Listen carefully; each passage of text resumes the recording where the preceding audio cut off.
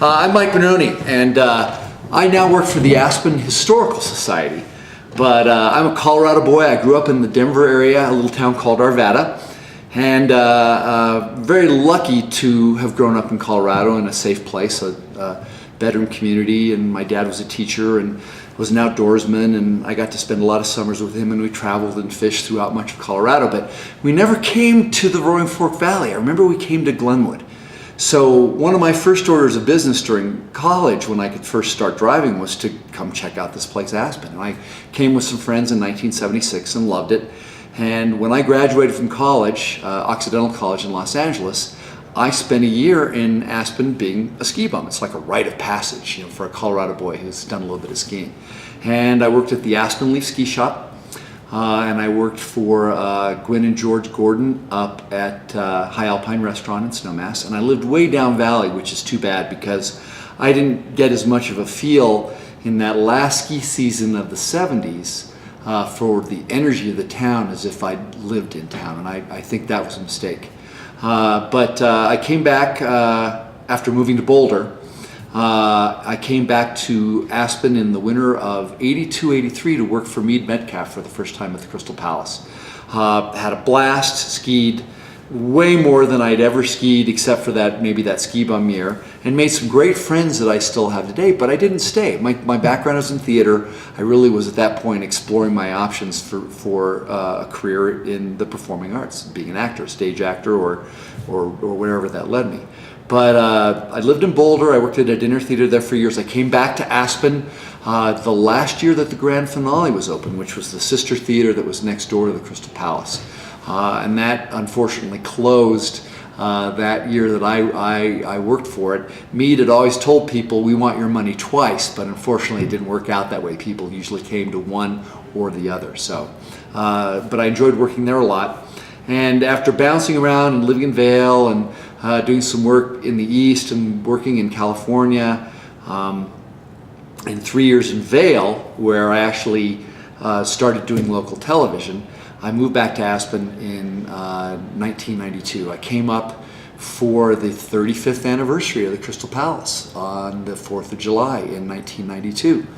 And in a conversation with Meade, I said, Meade, if you ever had an opening, I'd love to come back some year. And he said, how about this fall? So I came back in the fall of 1992, and I stayed. I stayed all the way through to when the Crystal Palace closed in 2008. In fact, I jokingly and somewhat bittersweetly say I'm the only person that closed both the grand finale and the Crystal Palace, because I was in the cast of both shows for their last year.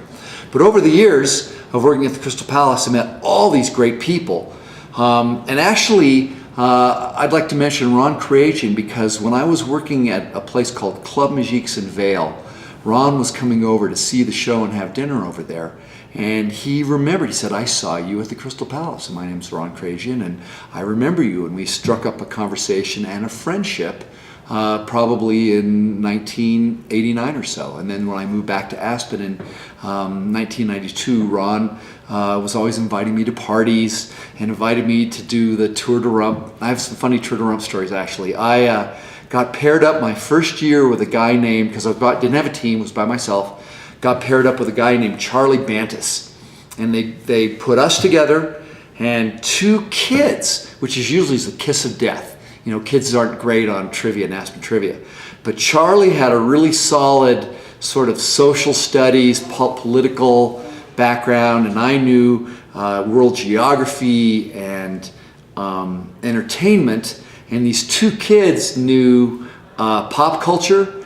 And in that year, I think it was 2003, our first time we won the Tour de Rump.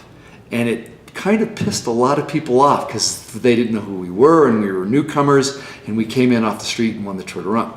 And so Charlie and I struck up a friendship, and we were together the next year. I think we finished second or third that year, and then we won the next year. And finally, I don't remember, it might have been Ron, but somebody involved, actually it was Bob Francis, says, Mike, maybe you shouldn't do the Tour de Rump anymore.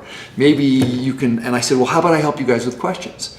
So ever since that last Tour de Rump that I did, which was like 2006, when I was a two-time winner, I've written questions, and usually contributing questions about Aspen history, but not necessarily, because I went to work for the Aspen Historical Society when the Crystal Palace closed in 2008, and have learned a lot about the community and continued my friendships with people at every level, whether they're celebrities or musicians or members of the artistic community or the Aspen Institute or the Legends of Aspen. And I've been very fortunate to spend the last 20 plus years here. And one of the great things about Aspen, and you'll hear it over and over and over as we go through these videos, is the sense of community and the sense of belonging, and the fact that you can make a friend from anybody in any social or economic class in the community and become part of that group. And that's why Aspen's special.